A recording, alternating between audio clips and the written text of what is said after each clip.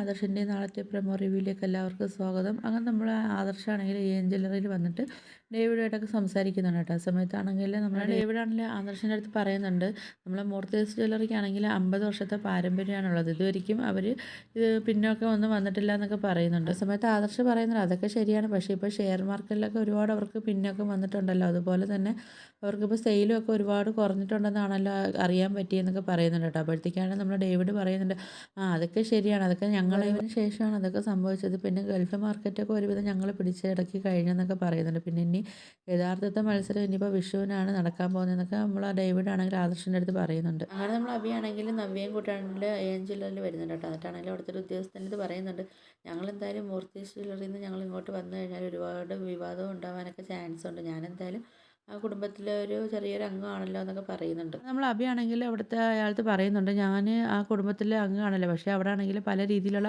അഴിമതിയും കാര്യങ്ങളൊക്കെ നടക്കുന്നുണ്ട്. അത് ഞാൻ കണ്ടുപിടിച്ചതാണ്, എൻ്റെ പേരുള്ള കുറ്റം എന്നൊക്കെ പറയുന്നുണ്ട് കേട്ടോ. ആ സമയത്ത് നമ്മൾ ആദർശാണെങ്കിൽ അങ്ങോട്ട് വരുന്നുണ്ട് കേട്ടോ. അവരടുത്ത് സംസാരിച്ചുകൊണ്ടിരുന്ന അവിടെ ജില്ലറിയുടെ ആ ഉദ്യോഗസ്ഥനാണെങ്കിൽ നേരെ വന്ന് നമ്മൾ ആദർശിൻ്റെ കൈയൊക്കെ കൊടുക്കുന്നുണ്ട് കേട്ടോ. അപ്പോഴത്തേക്കും നമ്മൾ അഭിയാണെങ്കിലും നമ്മൾ നവ്യാണെങ്കിലും നമ്മൾ ആദർശം നോക്കുന്നുണ്ട്, പക്ഷേ അവർക്കത് മനസ്സിലായില്ല. അവർക്ക് ഒരു പഞ്ചാബിക്കാരനാണെന്നൊക്കെ അവർ വിചാരിച്ചുകൊണ്ടിരിക്കുന്നത് കേട്ടോ. അപ്പോഴത്തേക്ക് ഇതൊക്കെയാണ് നാളത്തെ പ്രൊമോ റിവ്യൂ ആയിട്ട് കാണിച്ചിരിക്കുന്നത്. അങ്ങനെ വീഡിയോസൊക്കെ ഇഷ്ടപ്പെടണമെങ്കിൽ ഒന്ന് ലൈക്ക് ചെയ്ത് ഷെയർ ചെയ്ത് സബ്സ്ക്രൈബ് ചെയ്ത് ബെല്ലൈക്കൺ എനേബിൾ ചെയ്യണേ.